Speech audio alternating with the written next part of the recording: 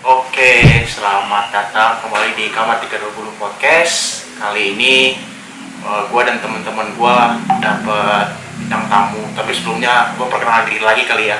Nama gue Jo, ada Egi Aje. Egi Aje gimana kabarnya? Sehat? Baik. Baik. Oke. Gimana, lancar semua? Karena podcast kemarin Gak kemana-mana kemana-mana karena ada COVID itu Iya, COVID itu sangat harus berhati-hati. Iya, ingat ya, di rumah aja. Kenapa lagi? Sebelum lebih jauh, Egi mau ngasih tahu maaf ke teman-teman yang nonton nanti kalau misalnya kamera Egi goyang-goyang ya. Di sini Egi pakai tongsis udah kayak mau selfie, lihat tuh. Aduh,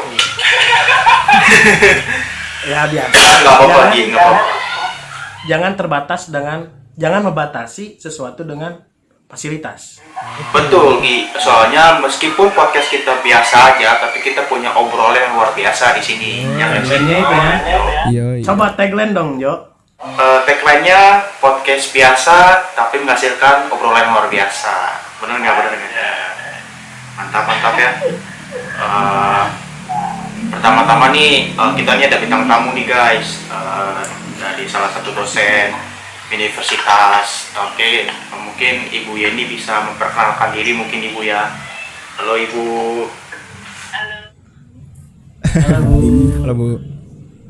Halo, oh ya perkenalan ya. Iya, perkenalan. Halo, perkenalkan nama saya. Oke. Nama saya Ibu Siswantini secara resmi, tapi biasa dipanggil Ibu Yeni. Saya dosen luar biasa di Telkom University. Iya. Memang, woi, Ibu mah udah dosen luar biasa, masuk ke obrolan luar biasa gitu Bu ya. Iya, mantap. Biasa di luar maksudnya. LB. Bisa aja, Jo. Jo bisa aja. Ibu mau tanya, Ibu. Ibu di Ikom sendiri ini apa, Bu? Mata kuliah apa? Dosen mata kuliah apa? Mata kuliahnya ya, kalau di Ikom itu saya kalau semester 1 mengajar tentang pengantar ilmu sosial dan bisnis. Kalau di semester 6 biasanya saya mengajar kajian budaya dan media. Oh iya. Oh, siap-siap, mantap nih. Pas ya. Pas banget ini kita omongannya ya. Kali ini tuh kita mau bahas tentang Black Lives Matter, dan kita akan lebih bahas lagi tentang teman-teman kita yang ada di timur sana mungkin ya. Karena kan lagi ini sekarang ya, kenapa kita mencoba mengedukasi lah kepada penonton-penonton setia kami biar makin bagus lah, luar biasa obrolannya. Oke deh, paling kita ngomongin aja kali ya, pengetahuan tentang Black Lives Matter tuh apa sih. Kayak banyak banget nih yang lagi trending bahkan di YouTube juga, Twitter maksudnya. Instagram. Instagram, banyak lah kali. Sosmed pasti itu kena ya. Kalau buat nih Aje nih, kayaknya dari tadi ngomong mulu nih. Aje ini gimana nih J? Black Lives Matter tuh apa sih yang Aje tahu tuh sebenarnya? Jadi sebenarnya menurut aku sendiri definisi motor lewat. Nah, definisi BLM itu bisa dirangkai oleh kata-kata sendiri ya. Jadi sebenarnya nggak ada kayak definisi secara konkret gitu. Bukan kayak api itu seperti bagaimana atau air itu seperti bagaimana. Cuman kalau kita lihat di website BLM sendiri, jadi BLM ada website namanya blacklivesmatter.com. Mereka menjelaskan gerakan mereka sebagai gerakan untuk menghapus yang bertujuan untuk menghapus rasisme dan diskriminasi terhadap orang kulit hitam.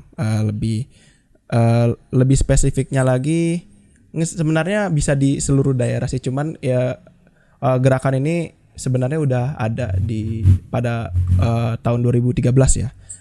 Karena ada kasus pembunuhan Trayvon Martin ya, kalau yang belum tahu, dia karena apa ya, waktu itu lagi pakai hoodie, terus dia terlihat mencurigakan, akhirnya ditembak oleh senapan.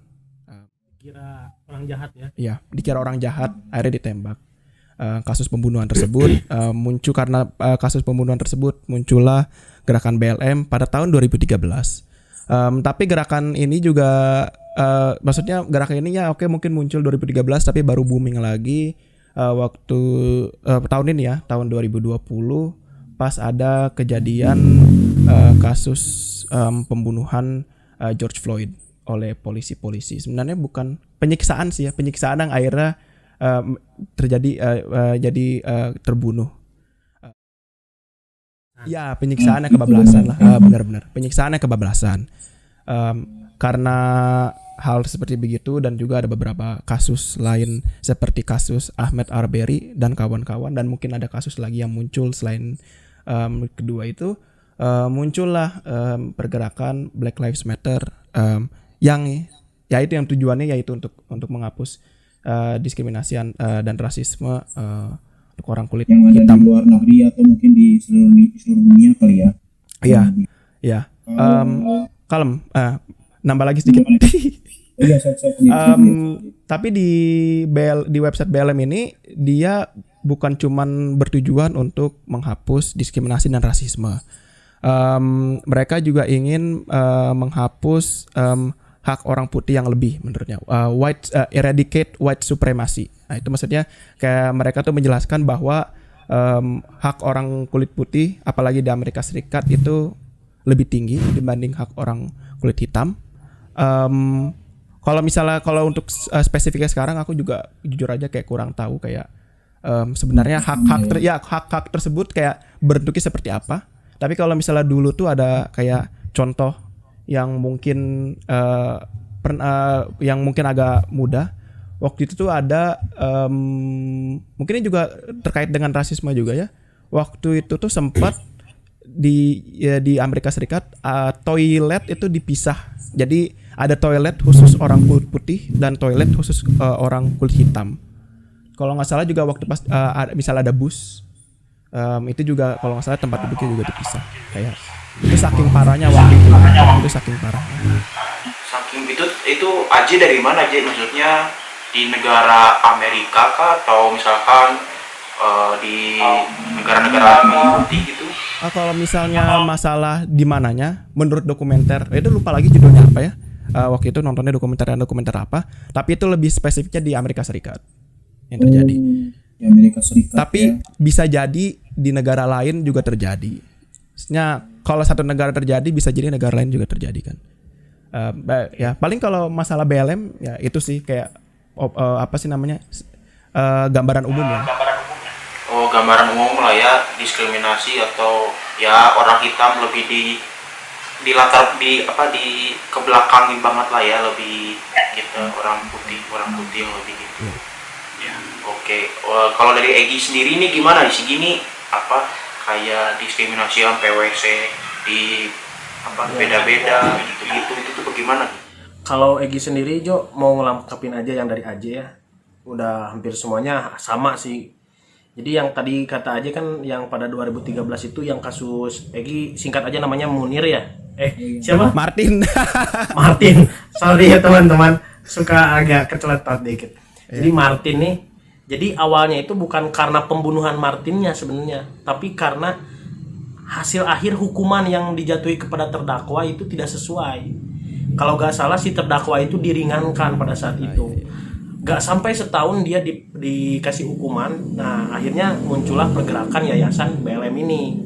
Ya walaupun mereka gimana ya, bahkan waktu itu Barack Obama juga ya presiden pada saat itu menyayangkan atas penegakan hukum di Amerika. Tapi mau gak mau ya namanya hukum harus tetap diikutin kayak gitu. Ya selebihnya BLM itu benar yang kata Aje, ingin lebih memperkuat hak-hak orang kulit hitam agar tidak tersingkirkan oleh orang-orang kulit putih. Jadi intinya setara ya. Udah gitu aja sih dari Betul. Iya sih, banyak banget terjadi, nggak usah dari situ-situ aja kali ya. Iya. Banyak hal lah yang kurang dari orang-orang putih itu, seharusnya orang hitam juga ibaratnya kan kita sama lah ya. Kenapa enggak kita saling mendapatkan porsi yang sama gitu ya. Betul. Kalau ini dari Bu Yeni, Bu, bagaimana nih melihat dari masalah atau kasus tersebut ini, Bu? Bagaimana menurut Ibu? Kalau menurut saya sih tentang Black Lives Matter itu memang kita tidak bisa menghilangkan dari sejarah kehadiran orang kulit hitam di Amerika gitu ya. Jadi kita harus kembali lagi melihat lebih jauh ke abad 17 ya, di mana pertama kali orang-orang Time travel. ya orang-orang datang ke ke Amerika, dan orang-orang kemudian bagaimana orang-orang Afrika itu juga datang ke Amerika gitu. Bagaimana juga orang-orang kulit hitam ini sejak zaman dahulu kala ya, itu diperlakukan sebagai budak. Memang saya juga kadang bertanya-tanya gitu, apakah memang orang-orang kulit hitam ini diciptakan untuk menjadi budak atau bagaimana gitu ya. Sering juga terpikirkan oleh hal-hal seperti itu oleh saya gitu ya, kalau melihat sejarah bahwa yang dijadikan budak itu lebih banyak orang-orang kulit hitam atau orang-orang kulit berwarna. Jadi apa yang terjadi belakangan ini dengan kasus terbunuhnya George Floyd ya, itu merupakan akumulasi dari kekecewaan warga kulit hitam di Amerika yang selalu diperlakukan secara tidak adil. Jadi tadi seperti Egy ya, atau siapa tadi? Saya siapa aja lah. Eja ya. Egy sorry.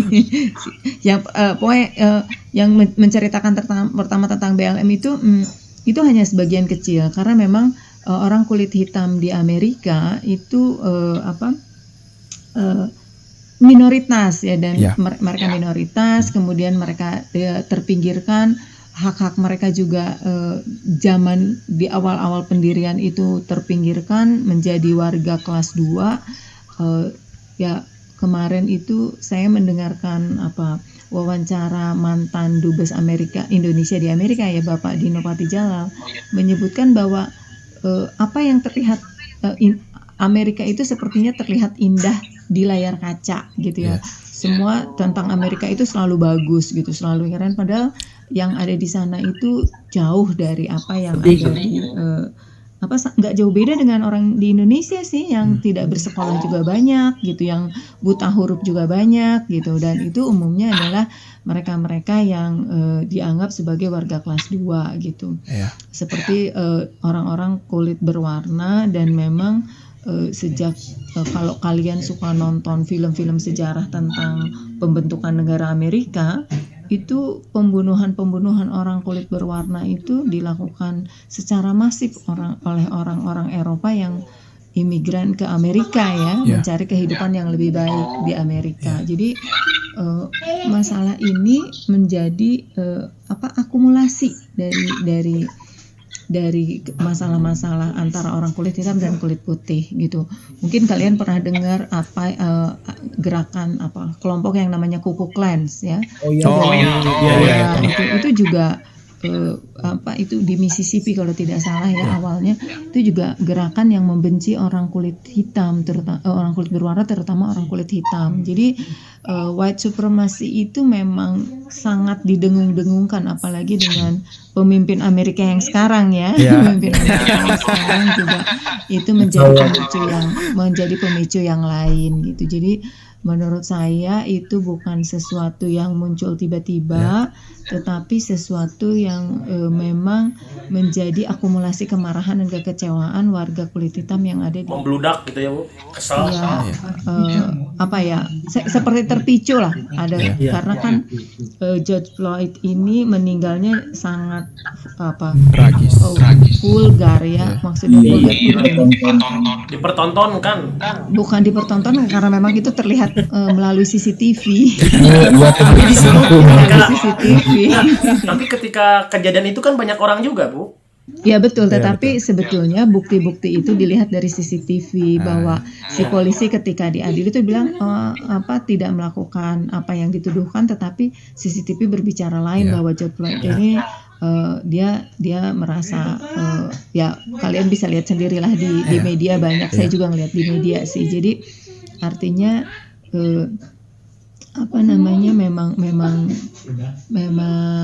memang bukan persoalan yang muncul tiba-tiba gitu. Itu aja sih pada intinya. Iya, Bu. Paling mau nanya ke Ibu, soalnya sedikit penasaran. Kan kita ngelihat apa sih namanya sejarah. Ini kan dari abad 17 dan abad selanjutnya juga kan udah terjadi nih kayak perbudakan orang kulit hitam dan white supremacy itu udah terjadi udah dari sejak zaman dahulu kala gitu. Nah ini kenapa sampai sekarang itu masih terjadi gitu? Kenapa? Kan ya kan tadi Ibu bilang kan BLM ini terjadi karena yaitu tertumpuknya rasa kesal, amarah dan rasa kecewa orang-orang kulit hitam karena sudah seringnya terjadi hal seperti begini kan. Cuman yang George Floyd ini merepresentasikan yang bikin udah cukup gitu itu George Floyd kan. Nah itu kenapa masih banyak yang hal seperti begini terjadi gitu di tahun-tahun misalnya tahun-tahun 2019, 2018, tahun-tahun yang deket-deket sama sekarang gitu. Karena itu kalau kalian ingat mata pelajaran ya, kalau ingat pelajaran kajian budaya dan media atau kajian pengantar, mungkin kalian belajar pengantar sosiologi atau pengantar ilmu sosial itu berbicara tentang struktur kelas dan hierarki ras. Klasifikasi manusia, Bu. Iya, bukan kelas belajar ya, bukan kelas sekolah. Struktur kelas dan hierarki ras gitu. Jadi ada struktur kelas sosial seperti mungkin mirip-mirip dengan ada kita mengenal ada kasta kalau di Bali misalnya atau di India ada kastanya. Jadi ras-ras itu struktur kelas dan ras di Amerika itu sangat kuat gitu. Mereka menganggap warga kulit putih itu sebagai warga kelas 2 itu di mata orang-orang Amerika dan orang kulit putih umumnya mungkin ya. Saya nggak terlalu mengikuti juga apakah di Eropa terjadi seperti itu atau tidak, tapi sepertinya banyak yang merasakan. Bahkan dulu di Afrika Selatan itu, Afrika Selatan kan di Afrika ya, banyak penduduknya kulit hitam, tetapi ketika dijajah oleh bangsa Eropa di sana itu ada politik apartheid. Jadi politik yang dilandaskan pada warna kulit yang mereka menganggap warga kelas kulit hitam itu sebagai warga kelas 3 bahkan mungkin ya. Nah itu white supremacy itu menjadi dominan sekali gitu dan struktur kelas dan ras itu sampai sekarang tidak hilang di Amerika. Jadi mereka menganggap sebagai kulit putih mereka itu menganggap yang paling berkuasa walaupun kalau kalian ingat cerita-cerita tentang bagaimana mengakarnya struktur kelas di Amerika, salah satunya misalnya beberapa tahun yang lalu itu ada gerakan yang ketika nominasi Oscar misalnya tidak pernah ada orang kulit hitam yang mendapat Oscar. Nah itu menjadi perbincangan yang banyak ya, yang luas gitu tentang bagaimana ras itu menjadi struktur ras dan kelas ini mengakar ke berbagai macam kehidupan gitu ya, sehingga di kepala orang-orang Amerika terutama sebagai kulit putih mereka tetap merasa menjadi warga dunia yang paling utama ya. Itu sejarahnya panjang juga, mungkin ke belakang ke kaum Arya, mungkin ke sejarah-sejarah awalnya bagaimana orang-orang Eropa pindah ke Amerika juga gitu ya. Jadi memang ini akibat adanya hierarki ras. Ya, struktur dan hierarki ras yang tertanam sangat dalam di masyarakat Amerika ya, di masyarakat kulit putih mungkin ya. Dan ini yang menyebabkan orang menjadi bias ras gitu, menjadi rasis.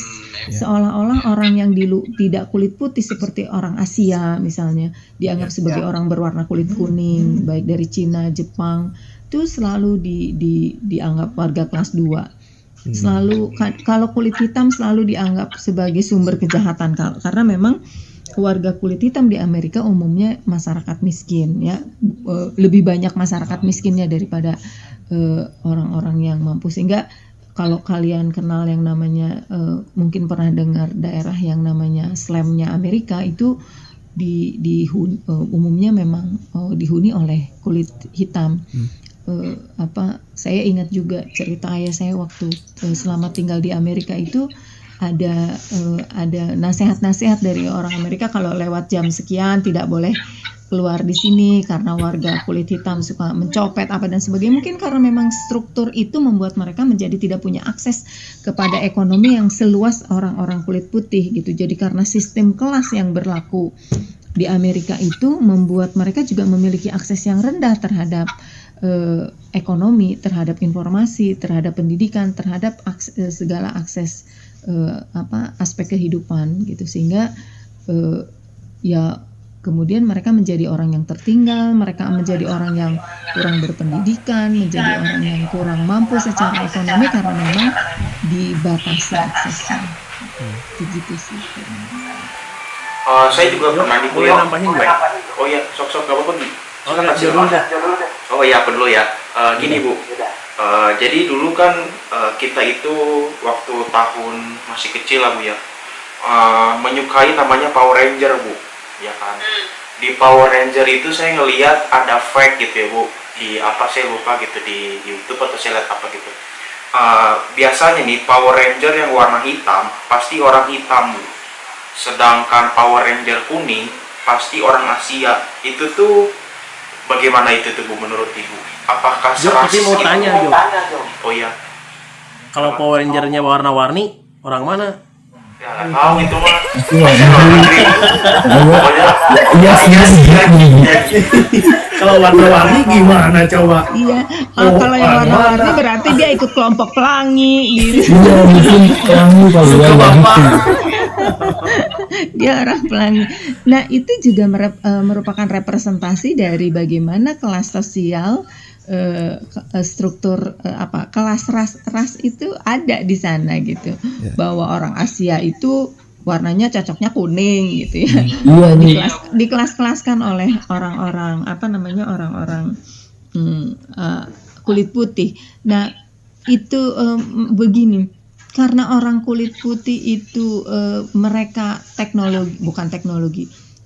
rasa ingin tahu, rasa menggali keilmuannya sangat tinggi, sehingga mereka tampak lebih maju, gitu, tampak lebih maju karena mereka betul-betul mengedepankan memperoleh ilmu pengetahuan itu menjadi sesuatu yang sangat penting gitu. Coba saja kita di Indonesia nih ya. Banyak mengacu ilmu-ilmu pengetahuan itu ke negara-negara barat kan, ke Eropa, ke Amerika gitu. Padahal kita sendiri kalau orang-orang ilmuwan-ilmuwan di Indonesia mau menggali lebih dalam, Indonesia sangat kaya. Kita bisa punya teori-teori yang kita sesuai dengan bangsa kita gitu, sesuai dengan konsep-konsep kita. Mungkin sesuai dengan konsep keindonesiaan yang mempertimbangkan Pancasila lah, atau mempertimbangkan bagaimana keberagaman budaya, sama dengan konsep agama gitu. Bagaimana kalau kita melihat kenapa lebih banyak masyarakat Eropa yang mengembangkan ilmu pengetahuan, padahal banyak ilmuwan Islam yang menemukan ilmu-ilmu ilmu-ilmu murni ya, seperti matematik misalnya, kedokteran, fisika itu banyak diilhami dari Al-Qur'an dan digali oleh para ilmuwan muslim. Tetapi kalau kalian membaca sejarahnya kenapa ilmuwan-ilmuwan muslim itu mundur, ya kita bisa sedih juga gitu. Dan kemudian ilmuwan-ilmuwan barat itu mendominasi di seluruh dunia. Padahal banyak ilmunya yang mungkin beberapa ilmunya tidak cocok untuk bangsa kita. Seperti misalnya sekarang contoh yang sederhana aja nih. Saya bangga sekali dengan ditemukannya obat oleh ilmuwan para dokter dari UNAIR ya, dan dibantu oleh BIN ya. Itu membanggakan sekali gitu.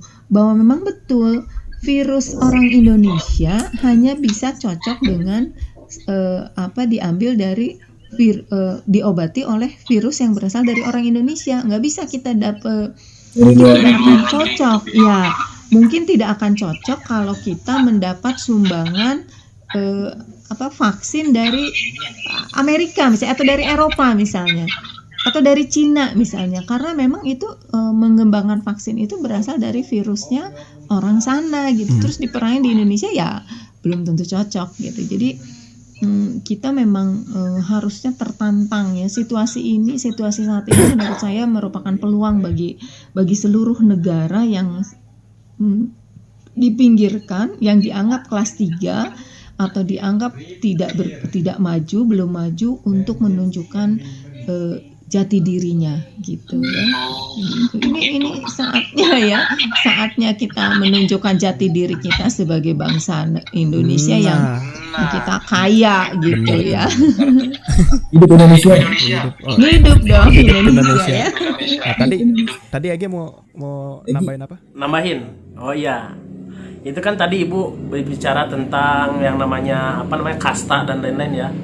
Nah, Egi juga ya pernah baca juga ada seorang ilmuwan yang namanya Carolus Linnaeus, Bu. Jadi dia itu orang Swedia.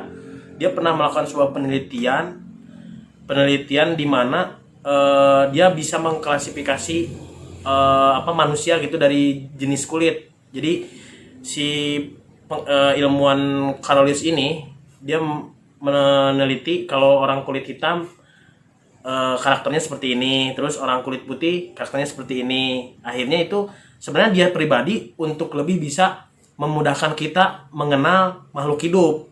Tapi mungkin karena kebanyakan ya, kadang kan kita yang namanya ilmu, kadang orang tuh kadang ada yang memang lurus atau kadang ada yang melenceng gitu kan, Bu.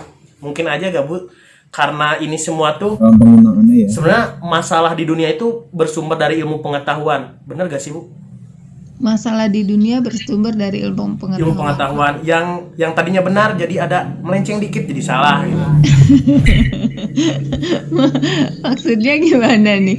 Ya Gimana? Jadi kan gini, kan si ilmuwan Carolus ini menemukan sebuah penelitian di mana dia meneliti karakter-karakter makhluk hidup dari kulit yang manusia ya. Kulit hitam karakternya katanya lebih ke licik, terus pemalas. Terus kalau kulit putih lebih ke rajin, terus ambisius, Soleha. terus lebih ke soleha belum disebutin. Nah, akhirnya di situ kan timbullah klasifikasi manusia kan. Itu kan ilmu pengetahuan. Nah, mungkin ada beberapa orang yang memaknai ilmu pengetahuan itu dengan salah, bisa gak, Bu? Ya maksudnya terjadinya rasis itu karena itu gak sih gitu. Ya, bisa juga gini, orang mengembangkan ilmu pengetahuan itu adalah sesuatu keharusan ya, mencari ilmu itu adalah sesuatu keharusan, karena dengan mencari ilmu kita bisa memahami alam kita seperti apa, kehidupan kita seperti apa. Nah, sayangnya ketika ilmu itu jatuh pada orang yang tidak tepat, maka yang tidak tepat, seperti misalnya apa salahnya Newton menemukan menemukan atom ya. Ada bom atom. Ya, Mungkin. Newton ya kalau tidak salah. Oh, ini Bu. Oh, Einstein. Ya lupa saya Einstein.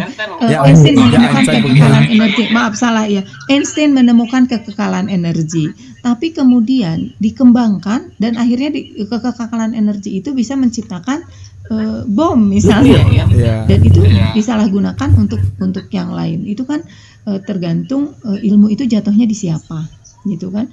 Misalnya kalian menemukan ilmu bagaimana cara meracik bom dengan lebih simpel, misalnya dari bahan-bahan sederhana yang ada di dalam rumah. Kalau jatuhnya pada orang yang punya pemikiran negatif, maka bom itu akan menjadi alat untuk negatif kan, untuk tujuan yang negatif. Atau enggak usah bom terlalu ekstrim, misalnya orang menemukan pisau. Ya. Pisau itu kalau kita manfaatkan dengan positif, maka itu menjadi sangat membantu dalam kehidupan manusia. Salah nggak orang menemukan pisau? Enggak. Nggak ada yang salah kan? Itu adalah sebuah penemuan yang luar biasa ketika manusia diperkenalkan pada bagaimana mengolah besi menjadi sebuah benda tajam yang bermanfaat bagi kehidupan manusia. Tetapi di tangan pembunuh, pisau itu bisa menjadi alat untuk membunuh. Iya. Yang salah siapanya? pengetahuan Pengguna. atau orang yang menggunakan. Ya, pengguna. Nah, itu. Ya, jadi ketika Carl Linnaeus itu menemukan klasifikasi manusia berdasarkan kulit, itu kan hak dia untuk mempromosikan hasil temuannya. Jadi sekarang tinggal bagaimana orang memaknai temuan Carl ini untuk menjadi ilmu yang lebih bermanfaat lagi. Misalnya, kenapa orang kulit hitam itu lebih tahan dari penyakit misalnya? Ya mungkin karena pigmen di dalam tubuhnya lebih kuat dibanding dengan orang yang kulitnya berwarna, lebih terang misalnya, lebih mudah terkena paparan sinar ultraviolet, lebih mudah terkena kanker kulit misalnya. Ya, itu kan bisa menjadi bisa dimanfaatkan untuk ilmu yang lebih yang lain, atau misalnya temuan-temuan Carl tentang kategorisasi orang-orang berdasarkan warna kulit itu bisa juga dijadikan landasan untuk kalau ingin mempekerjakan orang berdasarkan ini bisanya begini begitu, ya kan? Tidak menjadi rasis, ya, tidak menjadi rasis gitu loh. Carl Linnaeus ini dia ahli apa? Dia ahli botani Ya, ahli kalau tidak botani. salah. Ya, dia ahli botani, kemudian dia juga ahli apa lagi nih? Saya juga baca nih ya. Dia ahli geologis, dia juga ahli fisika ya. Jadi dia ilmunya banyak ya. Apa namanya? Kalau temuan-temuan para ilmuwan itu dimanfaatkan untuk hal positif, ya dampaknya akan positif. Kalau temuan itu dimanfaatkan negatif, ya dampaknya negatif. Iya. Seperti temuan-temuan internet misalnya. Temuan internet itu kan positif.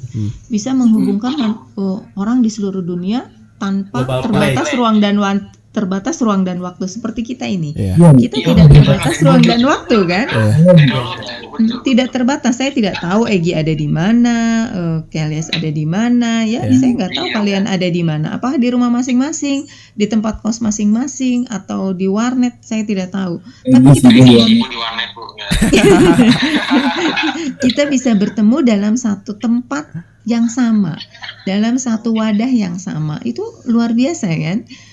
Tetapi kalau dimanfaatkan jatuhnya pada orang yang punya tujuan tidak baik, ya tidak baik juga. Seperti misalnya dipergunakan untuk menyerang orang lain, dipergunakan untuk menjelek-jelekan orang lain. Seperti misalnya ini kasusnya yang baru-baru ini nih.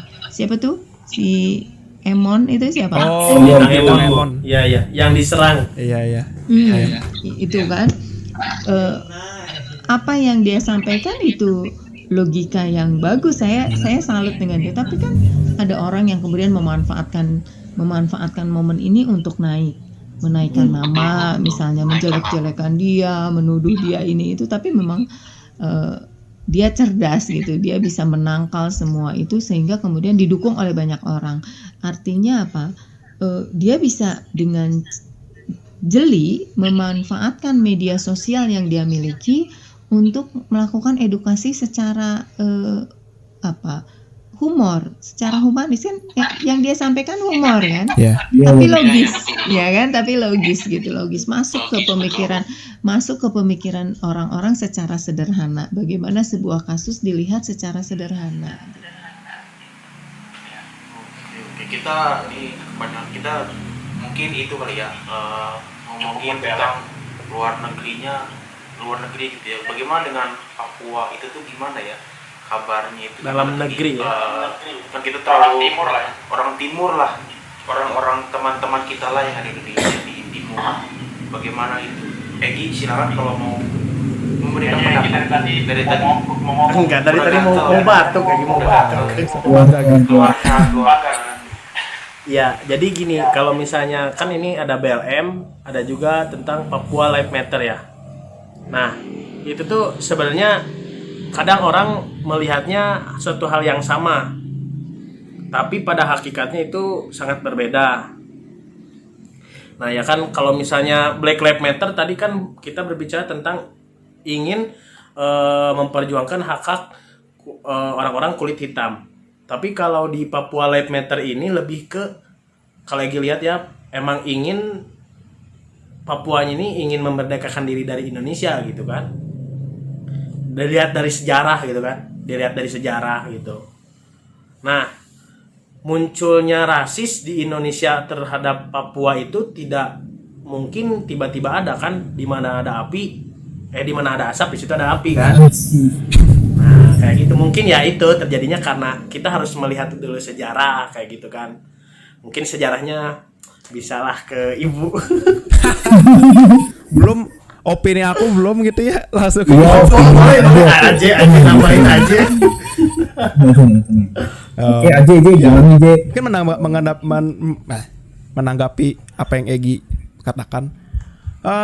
Kalau misalnya masalah maaf, kalau misalnya masalah situasi di Papua, kalau aku sendiri setuju dengan Egi, tapi mungkin ada satu hal yang aku sendiri mungkin agak sedikit kurang setuju, yaitu Papua ingin merdeka dari Indonesia. Mungkin kalau misalnya pada waktu itu, pada masanya ada gerakan OPM dan emang lagi puncak-puncaknya itu mungkin emang ingin.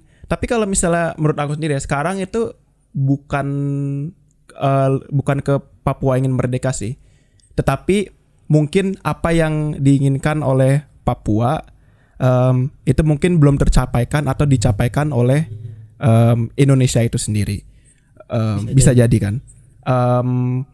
Tapi bukan berarti mereka ingin merdeka. Mungkin ada orang-orang yang masih ada gitu. Soalnya kan Ingin lah ya. soalnya kan gerakan OPM sekarang udah berubah namanya. Lupa namanya apa, tapi udah berubah. Dan karena gerakan tersebut yang dari awalnya tuh gerakan OPM masih ada, mungkin emang masih ada orang yang ingin kayak memperjuangkan Papua untuk merdeka. Cuman emang kalau dilihat dari situasi dibanding dibanding sekarang, itu memang mendingan maksudnya nggak separah dulu gitu. Karena kan dulu misalnya sisi teknologi dulu Papua mungkin jauh lebih terbelakang, atau mungkin daerah timur secara general itu lebih terbelakang dibanding daerah yang di tengah atau yang di barat. Karena emang waktu itu kan Orde Lama dan Orde Baru itu cara pembangunan itu sentralisasi. Jadi yang di tengah dulu, yang di pusat dulu yang dibangunin, baru mungkin yang di pinggir-pinggir seperti yang di timur. Efeknya apa? Yaitu efeknya kan jadi keterbelakang. Tapi kalau misalnya dari sekarang masalah teknologi, oke lah, masih belum sebagus di Bandung atau Jakarta, karena kayaknya itu kan daerah pusat banget kan. Cuman kayaknya kalau sekarang nggak terlalu parah banget. Maksudnya mendingan lah dibanding dibanding dulu gitu. Cuman emang yang aku lihat sendiri emang masih mungkin banyak hal yang harus dicapai gitu dalam Papua. Paling itu sih kalau misalnya mau penambahan. Mungkin memperhalus aja sama Egi, mungkin jadinya kayak orang Papua atau orang Timur, teman-teman kita itu ingin bisa disamaratakan mungkin dari maksudnya itu. Ya. Teknologi maupun fasilitas. Maksudnya itu. Jadinya pendidikannya juga bisa sama dengan orang-orang di kita sini, Bandung, Jakarta lah ya. Iya. Kurang lebihnya. Iya. Kalau menurut ibu bagaimana nih dari kita sudah mengembangkan pendapat gitu. Ya mungkin sejarahnya atau apa. Sejarahnya atau bagaimana, mungkin kita biar lebih mengerti gitu. Penonton juga biar penonton lebih mengerti. Ya, penonton juga Bu, lebih tepatnya. Kalau berbicara tentang Papua tentu berbeda ya dengan Afrika Amerika, dengan datangnya sejarah Afrika Amerika.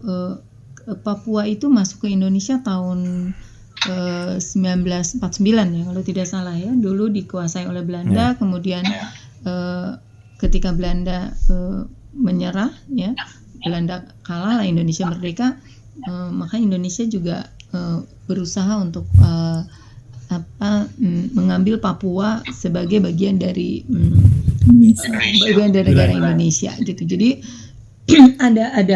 ada sejarah yang berbeda tentang kehadiran, kalau disebut munculnya diskriminasi atau perbedaan antara masyarakat Papua ya, Indonesia Timur, bukan hanya Papua ya, Karena Alif melihat bukan hanya Papua gitu, tetapi Indonesia Timur dengan Indonesia bagian barat ya. Dulu itu memang Belanda waktu pertama kali sepakat untuk Papua masuk ke wilayah Indonesia itu diwakili oleh sekelompok orang Papua. 1.000 Bu, Ya, kalau nggak salah. ya kalau tidak salah ya Di 1.000 orang ya, diskusi 1.000 Pepera. orang yang mewakili Diskusi Pepera. Ya. masyarakat Papua yang menentukan oke, masuk di wilayah bagian dari NKRI gitu. Iya. Tapi kemudian memang pemerintah kita pada masa-masa lalu itu sangat fokus pada pembangunan Indonesia bagian barat. Jadi bisa jadi pertimbangannya karena sumber daya manusia itu ketika Indonesia merdeka, kemudian ada ibu kotanya ada di Jakarta, dan kemudian sebagai ibu kota tentu harus berkembang, harus menjadi pusat perekonomian gitu, maka semua ekonomi itu menuju Jakarta atau menuju Pulau Jawa khususnya ya, secara Jakarta secara khusus atau Pulau Jawa secara umum. Kota-kota besar di Jawa itu maju gitu, dan demikian juga diikuti dengan kota-kota lain di bagian barat seperti di Sumatera. Nah, pada zaman Orde Lama dan Orde Baru memang fokus pembangunan itu ada di Indonesia Barat. Tapi sekarang kita sekarang sudah punya kementerian untuk untuk wilayah tertinggal. Nah, itu pembangunan di Indonesia ada.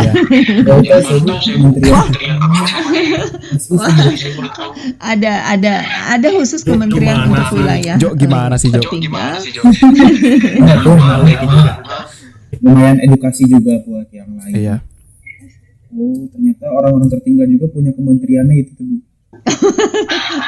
Ada kementerian yang khusus mengurus daerah-daerah tertinggal. Jadi bukan hanya di Papua, tentu kan ada Indonesia itu sebuah negara yang memiliki pulau yang sangat banyak ya, belasan ribu ya.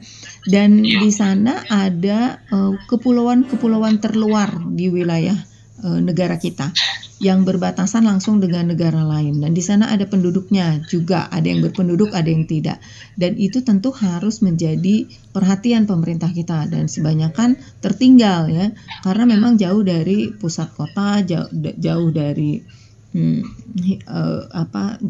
jangkauan berbagai macam sarana dan prasarana. Nah, itu perlu penanganan khusus, dan kalau nggak salah namanya itu Kementerian Percepatan untuk wilayah, lupa lah, tapi untuk percepatan untuk pembangunan di wilayah tertinggal itu ada ya, ada kementeriannya. Nah, kenapa bisa terjadi kalau melihat Papua itu tidak bisa disamakan dengan melihat apa yang terjadi di Amerika.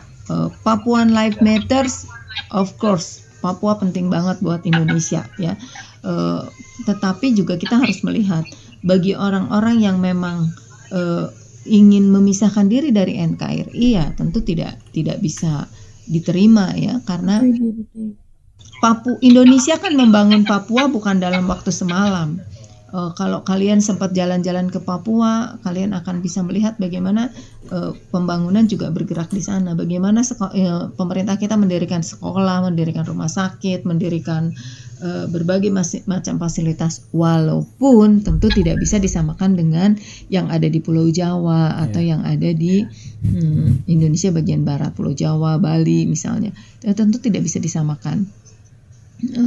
Papua itu memiliki juga kekayaan alam yang sangat luas, dan pembangunan di Papua itu juga bisa terjadi karena masalah geografis gitu ya, masalah geografis, kondisi geografisnya Papua yang tidak sama dengan di Pulau Jawa yang lebih banyak berbukit-bukit gitu ya, bergunung-gunung, sehingga menyulitkan untuk mengembangkan transportasi darat gitu. Tapi sekarang sudah ada kan Trans Papua gitu ya, sudah mulai gitu. Mulai membangun Ya, sudah mulai membangun. Kalau kita melihat begini, kalau kita melihat transmigrasi yang dikembangkan oleh pemerintah di Orde Baru, di mana masyarakat dari Pulau Jawa yang sudah penuh itu dipindahkan, diminta untuk pindah ke pulau-pulau di luar Pulau Jawa, diantaranya ke Papua gitu. Itu kalau dilihat secara positif itu sangat bagus dampaknya, karena kemudian mereka membuka hutan-hutan yang ada di Papua gitu ya. Pada awal-awal difasilitasi, saya pernah juga datang ke sana, ke daerah-daerah yang dihuni oleh para transmigran. Itu memicu adanya pembangunan yang lain, seperti misalnya pembangunan sekolah, pembangunan fasilitas kesehatan, walaupun memang tidak sebaik yang ada di Indonesia bagian barat. Iya. Kalau kita berbicara tentang Indonesia bagian timur, tentu bukan hanya Papua. Yang kulitnya sama seperti orang Papua kan orang Ambon juga sama. Iya. Mirip. Juga sama ibu, nggak putih. Tenang. Di Garut ya, di Garut. Ya Garut panas. Iya, dulu pemerintah Belanda dulu juga merasa bahwa Papua itu tidak cocok katanya masuk Indonesia karena ada perbedaan yang sangat signifikan gitu antara masyarakat Papua yang lebih condong ke Melanesia ya, ke masyarakat Melayu. Bukan Melayu kita yang di barat yang Melayu. Mirip Pasifik sana ya, apa sih? Melanesia ya kalau tidak salah ya. Maksud Ibu kurang jelas, maksud itu tuh orang-orang kayak gitu tuh bagaimana itu Bu ya? Maksudnya kan Ibu bilang dia Pasifik ya Bu ya. Orang Melanesia. Ya, Melanesia itu tuh dalam artiannya apa itu Bu ya? Secara fisik maksudnya secara fisik berbeda dengan orang-orang wilayah Indonesia yang lainnya, di wilayah Indonesia Tengah dan Timur dan Barat. Kan orang Papua dan Ambon itu memiliki kulit yang berbeda dan profil yang berbeda dengan profil fisik yang berbeda, tapi kan bukan berarti dia tidak bisa menjadi bagian dari negara Indonesia kan. Gitu loh. Pemerintah kita sudah banyak membangun gitu. Memang tidak secanggih apa yang ada di Pulau Jawa, tapi jangankan di Papua lah ya. Di Jawa saja masih ada daerah yang belum ada listrik, yang akses internetnya rendah gitu kan. Padahal tanahnya datar misalnya. Beda dengan Papua yang berbukit-bukit gitu. Jadi banyak hal yang tidak bisa disamakan dengan kasus yang ada di di Amerika. Kalaupun banyak saudara kita di Papua yang merasa ada diskriminasi itu bukan berdasarkan warna kulit.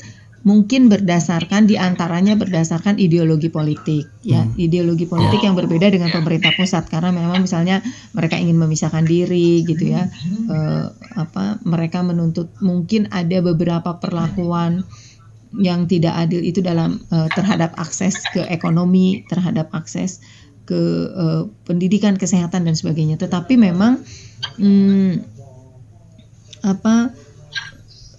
banyak hal yang harus dilakukan lebih gitu, seperti misalnya ke pendidikan gitu ya.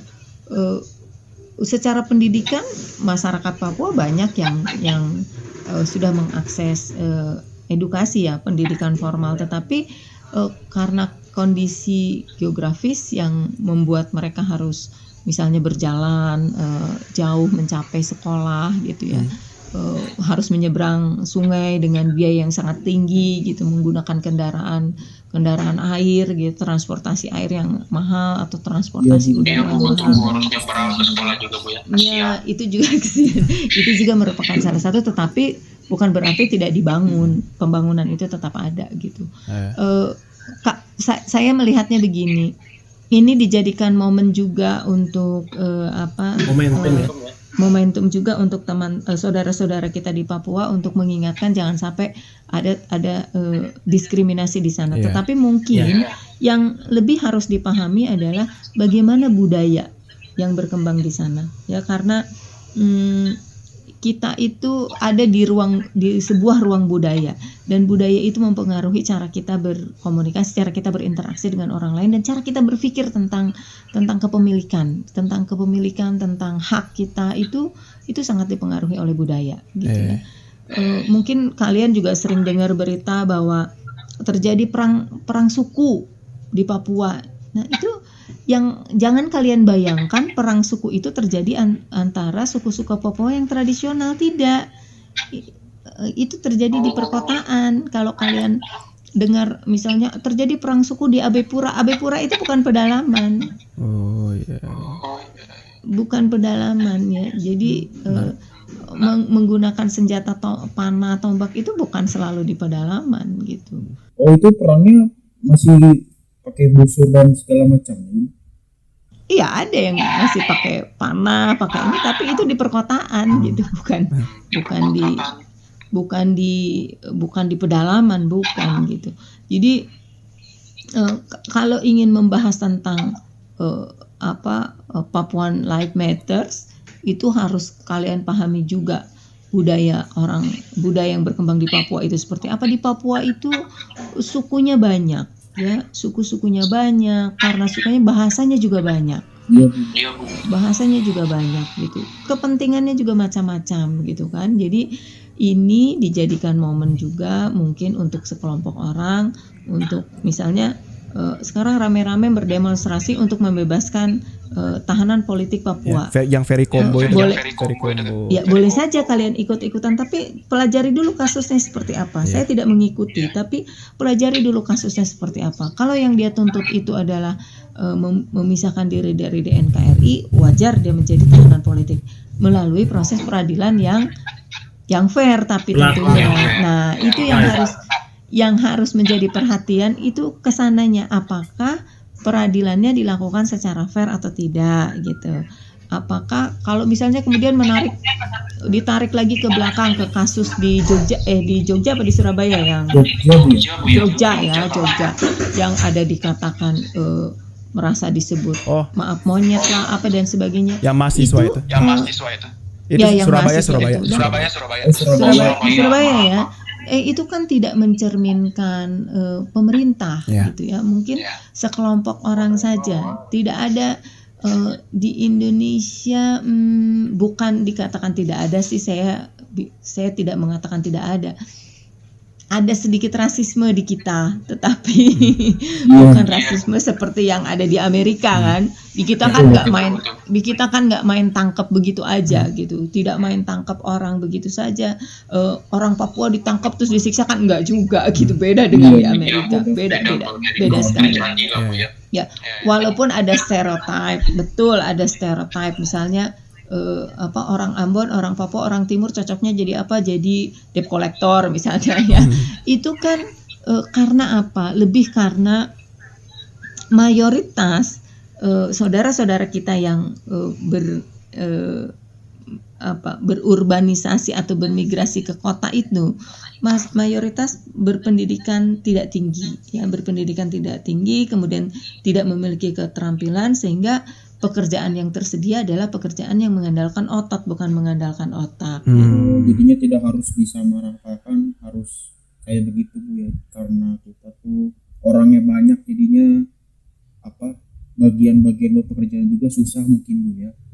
Di Amerika juga sama, Amerika penduduknya jauh lebih banyak dari kita, bukan sesederhana itu, bukan begitu maksud saya. Maksudnya begini. Tidak bisa menyamakan kasus Black Lives Matters di Amerika dengan Papua Lives Matters di Indonesia. Ya. Jadi kita harus lihat dulu latar belakangnya apa. Kalau ada teman-teman kita, saya lihat berita di berbagai kota katanya ada demo untuk menuntut pembebasan tahanan politik di Papua. Harus dipelajari dulu, jangan ikut-ikutan. Pelajari dulu kasusnya seperti apa. Apakah para tahanan politik itu diperlakukan tidak adil? Apakah mereka tidak diadili dengan fair? Nah, kalau begitu baru boleh ikutan memprotes gitu. Tapi kalau kita proses pengadilannya fair gitu, sesuai dengan ketentuan undang-undang, nah oke saja, menjadi tidak relevan untuk memprotes. Tapi kalau misalnya begini, kalaupun saudara-saudara kita di Papua mau memprotes tentang ketidakadilan atau diskriminasi yang mereka alami, mereka harus punya bukti gitu. Mereka harus punya bukti. Dan saya kira banyak ahli hukum yang mau mendampingi ya. Saya baca di berita banyak orang-orang yang mau menjadi tenaga ahli untuk membela teman-teman Papua ini gitu. Tapi tentu harus didasarkan bukti, bukan didasarkan emosi. Iya, benar. Jadi kalau kita bicara Papua, kalian harus pelajari budayanya, kemudian sekali-kali main ke sana, dengar cerita mereka. Unik sekali gitu ya. Indonesia tuh unik, setiap budayanya, setiap wilayahnya punya adat dan budaya yang berbeda-beda, sehingga ya treatment pun harus berbeda. Ya harus berbeda juga gitu. Ini kita udah panjang lebar membicarakannya dari Black Lives Matter, Papua Lives Matter. Apa sih harapan kita buat dunia ini? Mungkin dari aku dulu ya. Kasus buat rasis ini atau apa, gimana kita mau kayak gimana sih buat Indonesia ini? Kita cuma kayak hanya bisa mengomentari, tapi kita tidak tahu bagaimana buat yang terbaik itu buat orang Indonesia. Mungkin harapannya dari dulu aja gitu ya. Dari harapan pasti bakal jadi sesuatu yang lebih baik lagi nantinya. Kalau dari Aji sendiri nih, mungkin singkat aja karena waktunya juga udah sangat terbatas. Mungkin untuk teman-teman yang lain setelah ingin mengomentar setelah ini juga mungkin agak sedikit singkat aja. Kalau dari aku sendiri sebenarnya cuma satu sih. Kalau aku sendiri pengen bermohon atau berharap semoga masyarakat lebih terbuka lagi pikirannya dan juga lebih banyak baca, banyak riset untuk hal-hal seperti begini. Karena ya yang aku lihat yang menurut Ibu Yeni juga benar, ada orang-orang yang ngikutin hal-hal seperti BLM dan Papua Lives Matter itu cuman karena itu sebuah hal yang trending, yang sebuah kayak trending topik itu. Dan itu menurut aku sendiri suatu hal yang salah. Kalau misalnya mau nge-support sesuatu atau misalnya mau mau nge-support sesuatu, mau mendukung dan lain sebagainya, itu kayak ya harus dicari tahu dulu kayak asal usulnya seperti bagaimana, cari informasi dulu. Kalau ternyata memang benar, apa yang didukung ternyata benar, ya udah boleh silakan dukung. Jangan mendukung karena orang lain juga mendukung. Aku mau ngingetin lagi, sebenarnya meskipun masalah hal seperti ini itu apalagi BLM ya, itu mayoritas orang mendukung, tapi sebenarnya ini bukan suatu hak atau bukan suatu kewajiban untuk didukung. Jadi jangan mendukung sebuah gerakan yang kalian gak ngerti. Pahami dulu baru kalau misalnya menurut kalian benar, baru dukung gitu, daripada menyebarkan informasi yang salah dan juga mendukung suatu hal yang bahkan kalian tidak tahu. Seperti begitu aja sih. Kalau dari Egi nih Ki. Oke. Kalau Egi mungkin ya sebenarnya mau sama kayak Aje, akan sayang sekali waktunya ya. Paling Egi gini aja. Tadi obrolan kita itu tentang secara tidak langsung tentang satu, rasisme, yang kedua tentang ingin memisahkan diri secara tidak langsung mungkin ya. Nah, berarti lebih kayak gini aja. Marilah untuk sekarang ini, khususnya umumnya dunia, khususnya di Indonesia, kita berhidup berdampingan dengan damai. Selama walaupun kita berbeda suku, ras, agama, selama tulang kita masih putih, darah kita masih merah, kita tetap sama saudara gitu. Yuk hidup damai, rukun, tentram aja gitu, saling merangkul, jangan saling memukul. Oke? Segitu aja. Oke. Mantap. Kalau dari Bu Yeni nih Bu, gimana Ibu buat harapan? Pendapatnya keren-keren semua ya, Egi, Eje, keren-keren banget ya. Pesan saya cuma satu aja, check and recheck. Ya. Ya, jadi check and recheck. Jadi kalau kalian mau melakukan apapun, cek dulu, terutama dengan adanya media sosial saat ini. Kita itu bukan banjir informasi, tapi kita tenggelam di dunia informasi. Nah, yang harus kita lakukan adalah check and recheck. Jangan tangan kita jangan otomatis like, jangan otomatis share, jangan otomatis apalagi otomatis like, otomatis share, otomatis unfollow.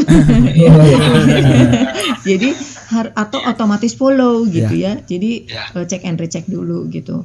Karena media sosial dunia dengan internet saat ini begitu mudahnya terhubung ke seluruh penjuru. Internet memudahkan kita untuk terhubung ke seluruh penjuru dunia. Dengan mudah kita juga bisa mendapat informasi, dengan mudah kita juga bisa mendapat berita-berita dari luar, tetapi tidak semuanya benar. Jadi ada kalian cek, ada berbagai macam aplikasi baik yang dibuat oleh ilmuwan-ilmuwan Indonesia maupun oleh ilmuwan-ilmuwan asing yang bisa membantu kita untuk mencek and recheck berita ya.